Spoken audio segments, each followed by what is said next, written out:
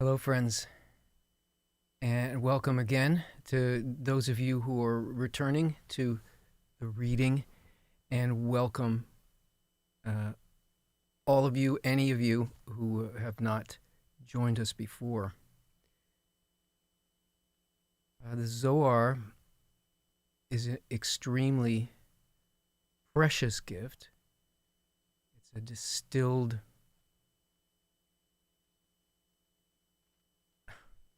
communication of the structure of our existence and the intention of our existence, the why.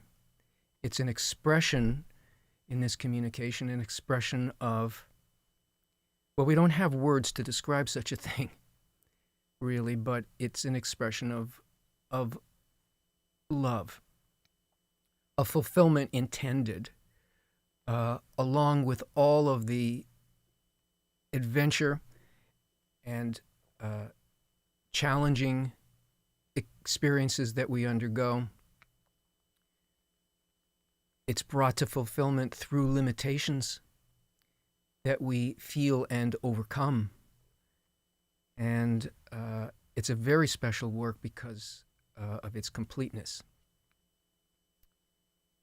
And I'd like to read you something from this Gems of Wisdom. And these are quotes by great Kabbalists from all generations. This quote is about the quality of the Zohar and why you're listening to it. Pretty much why you're here or why you can be here.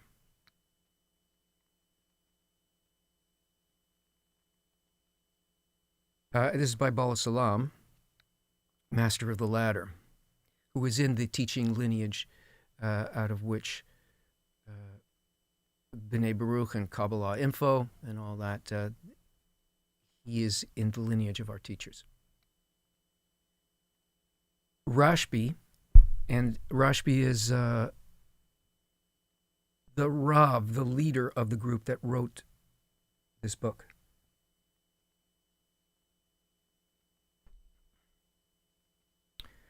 Rashbi and his generation, the authors of the Zohar, who were granted all 125 degrees of completeness, even though it was prior to the days of the Messiah.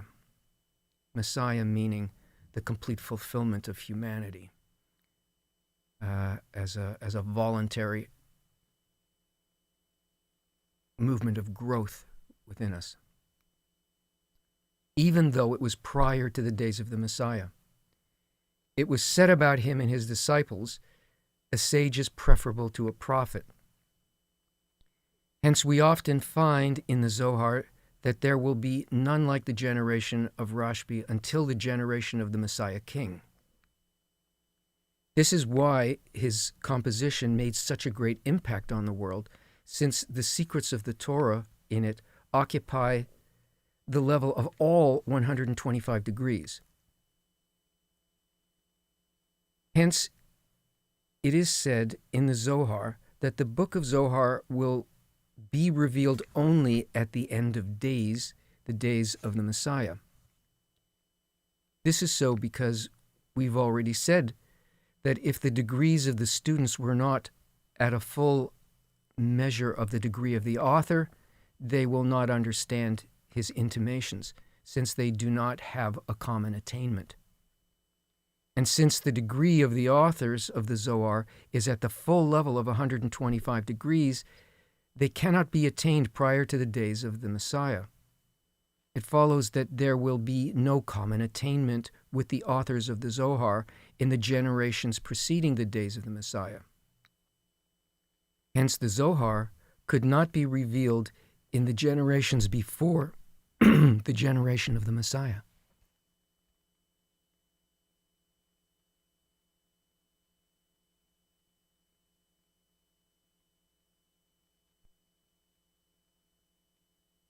Excuse me. And yet, this book is open to us, is widely available now, not only with just access to the pages and whatever may be written there, whether we understand it or not, but along with a complete commentary that opens up the language,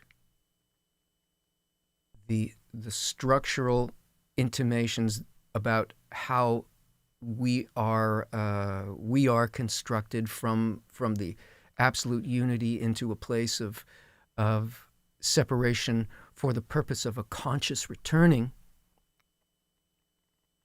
In other words, the book is open, and it's been open since 1995.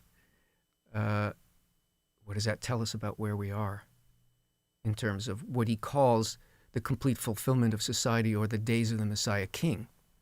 Not a man, not a king, but the correct response and development of humanity. So whether we are students or not, with an understanding of the language of roots and branches, which this is written in other words, it's a kind of a code that has to do with what's your level of attainment. Because if you have experienced such a thing, you can hear in the words what is specifically being spoken about. But whether you are a student or not, and right now there's nobody really at that level, it is still open to us enough that we can receive it as a remedy.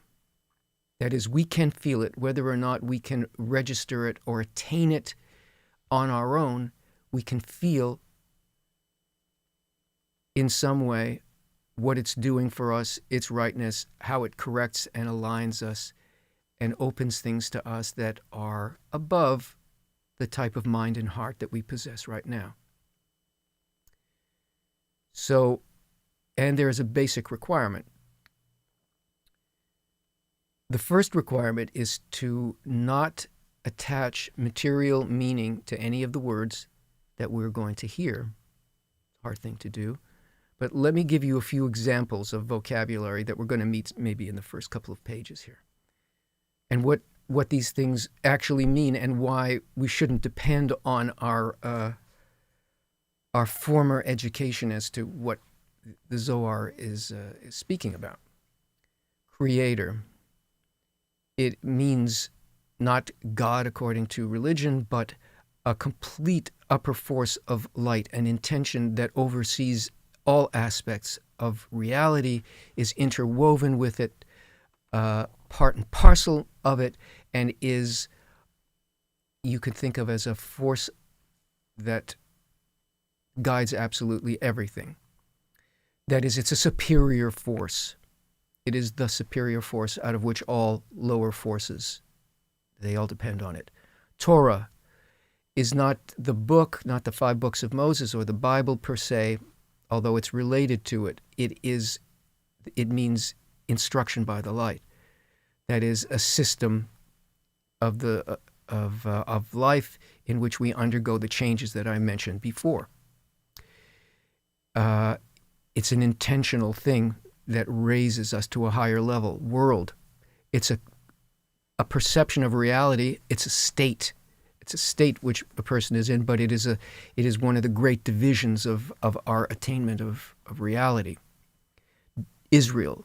It's not the country. It's not the religion. It is a desire in the human heart only for a direct connection with that upper force called the Creator. Nations, my nation, other nations here, it means desires. Any desire other than the desire called Israel. Righteous, it means my heart is the same, my intention is the same as that of that upper force at any given level. And then there's names like Malchut, Zeranpin, and so on. These are sort of the structures of our inner life. Okay? Even given that, those words don't matter at all. The most important thing here is, how do we get this light that is in the book to work on us? And that is, we have to work like the light that's in the book. And that means that we have to be wanting to feel and connect to those around us, those who are joining us together all over the world, those who will join us later when they play back this video.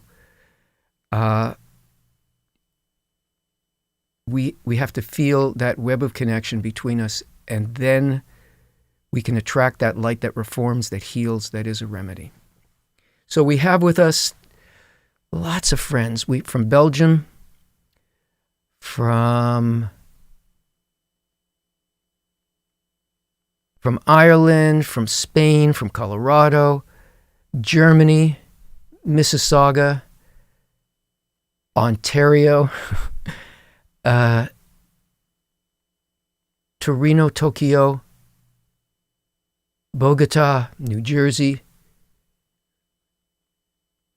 Stockholm, Denmark, Mexico City, Ohio, Tennessee, the UK, Vermont, Peru, Belgium, Romania, Pittsburgh, the Netherlands. Okay. So today we are going to read from the portion of the Zohar called Shemot, and it's Exodus.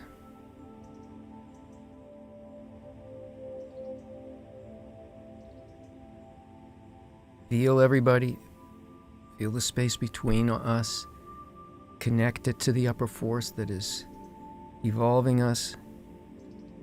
Hold on to that.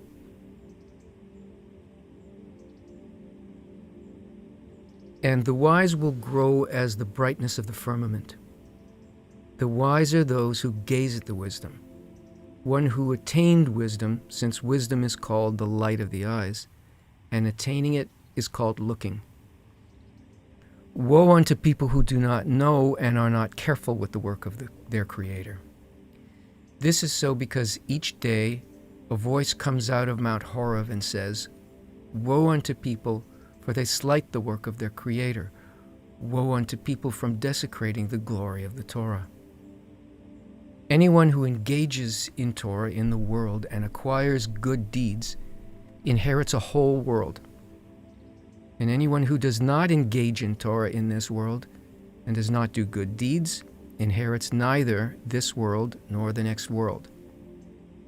If people knew the love that the Creator loves Israel, they would roar as lions and chase him in order to adhere to him. Happy are you who sow beside all waters, who send out freely the ox and the donkey. Happy are Israel, in whom the Creator desires more than all of the nations, and brought them close to him, as it is written, The Lord your God has chosen you. It is also written, For the portion of the Lord is his people, Jacob the lot of his inheritance, and Israel adhere to the Creator, as it is written, But you who cling unto the Lord your God. They are righteous before him, because they sow beside all waters. They sow for righteousness, meaning they raise man, that means prayer, desire, to extend mochen to malchut, so that she will be called tzedakah. charity. Since without the mochin, she's called tzedek, justice, without the hay. And it is written of one who sows for righteousness, for the mercy is great above the heavens, your mercy. Above the heavens is the next world, Bina, which is above Zeranpin, called heavens, and Israel sow a seed and raise man beside all waters, Bina, to extend Mochin into Malchut, so that she will be called Tzedakah.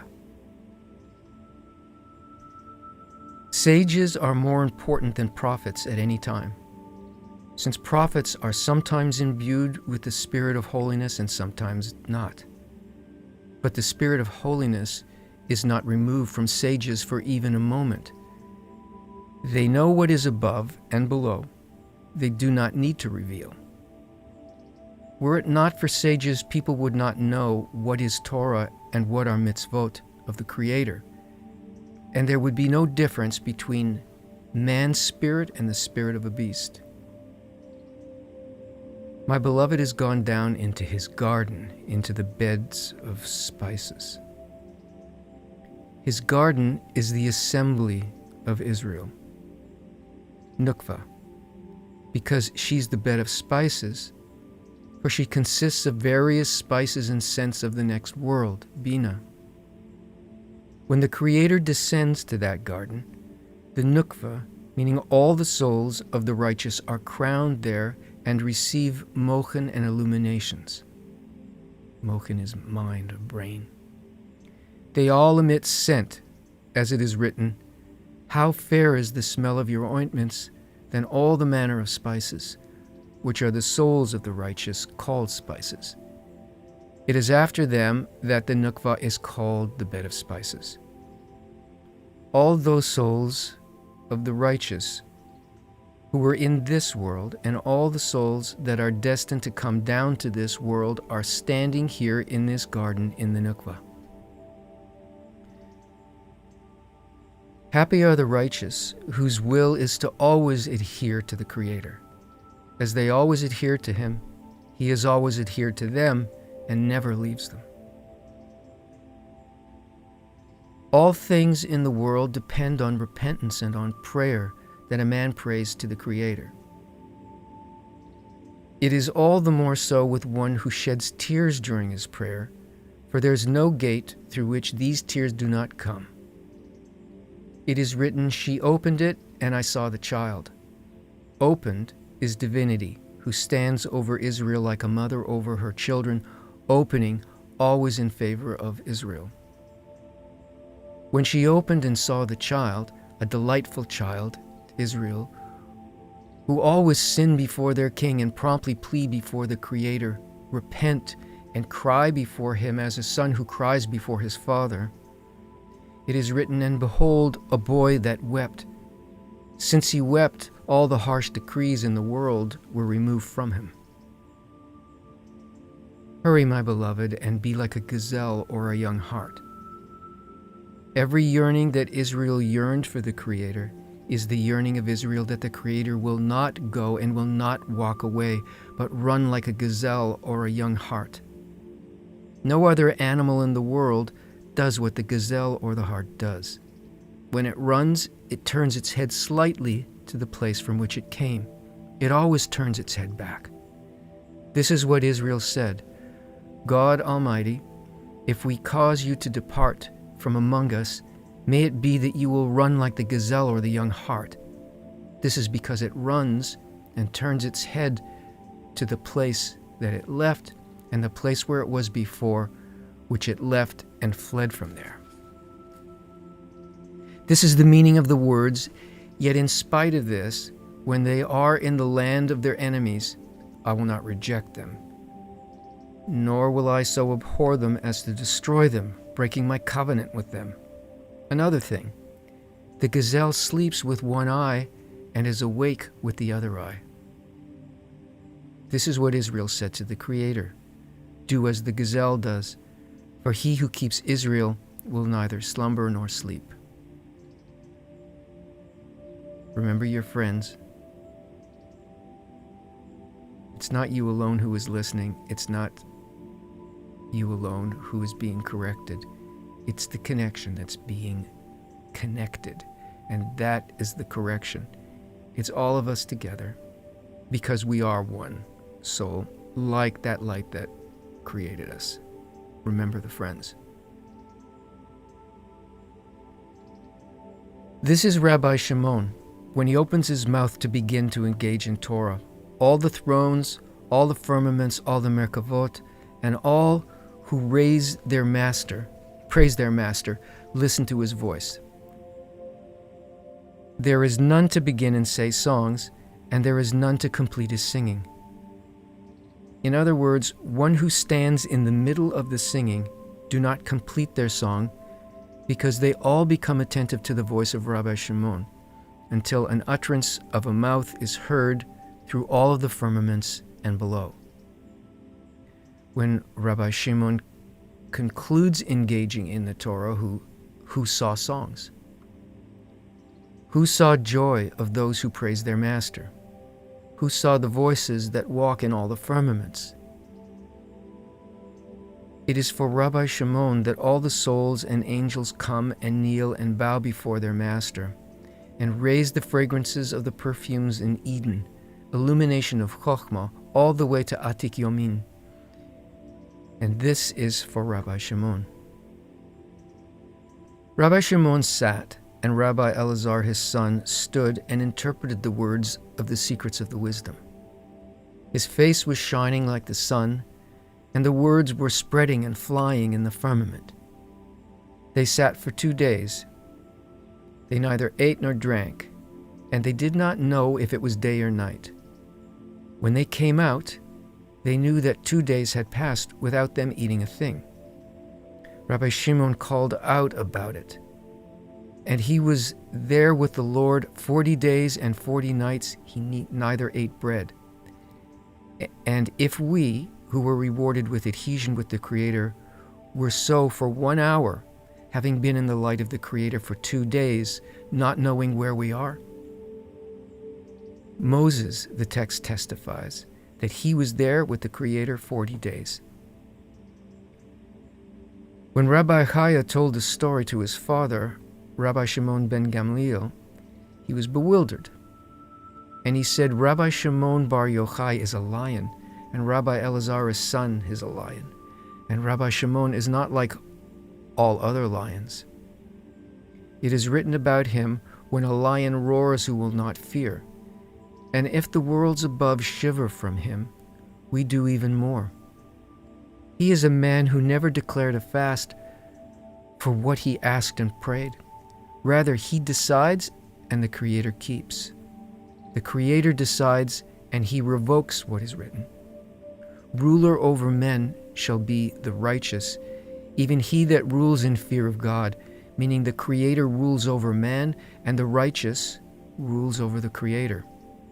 He sentences a decree and the righteous revokes it. Israel were enslaved by all the nations so that the world would rise through them. Since they are opposite the whole world, it is written, in that day shall the Lord be one and his name one.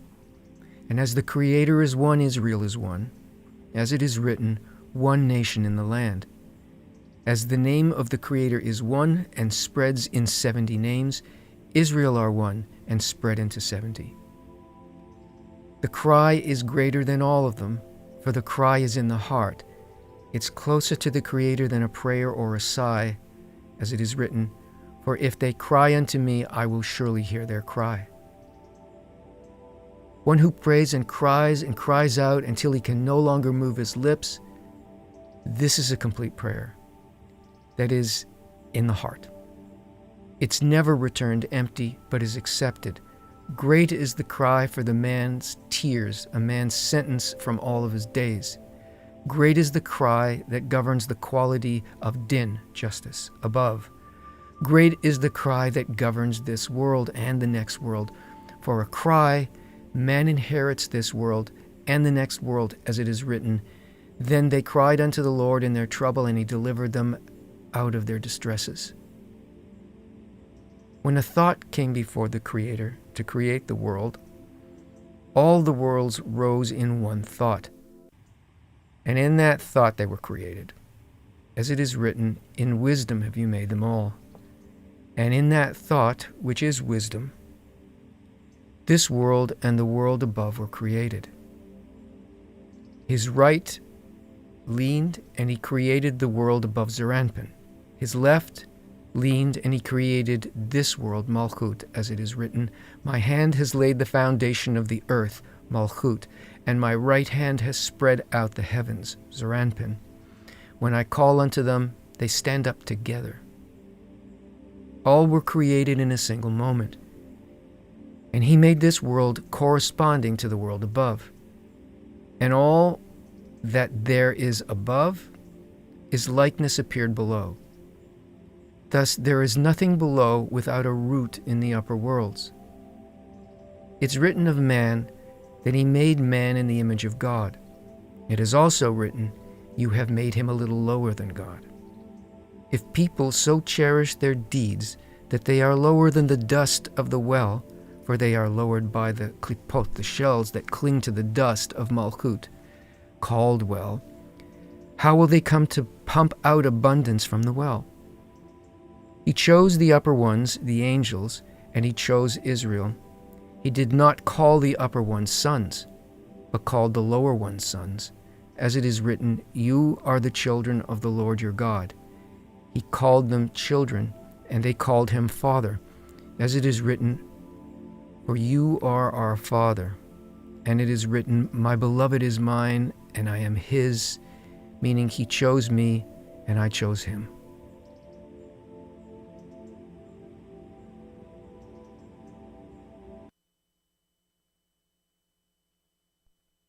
Let's see what you guys are saying.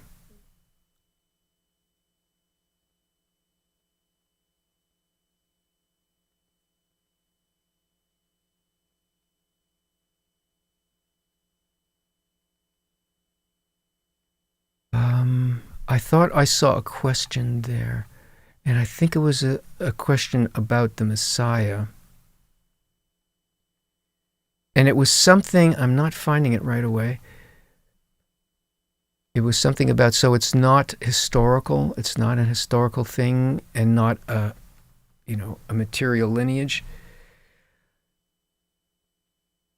It is the Zohar and the language of Kabbalah speaks about the spiritual level, not the material level.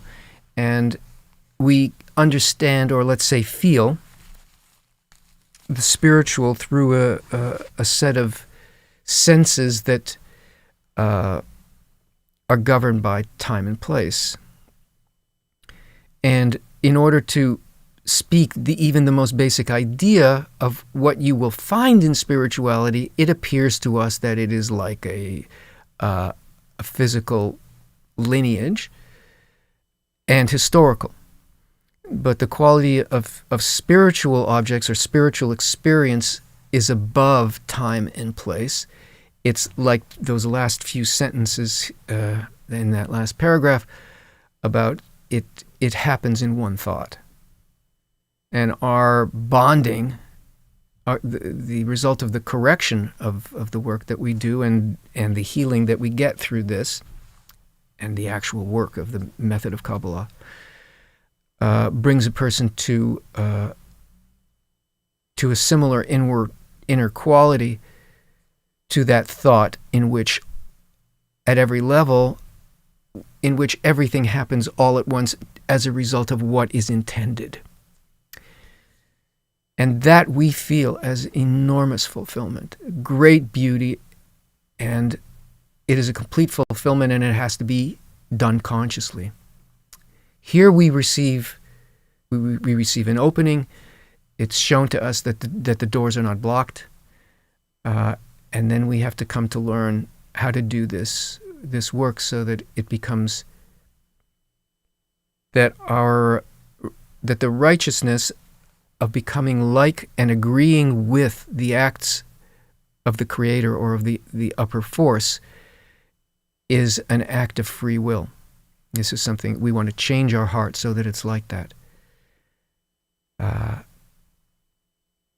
think we had a very, very good connection today. I thank you very much for joining once again, or for joining for the first time.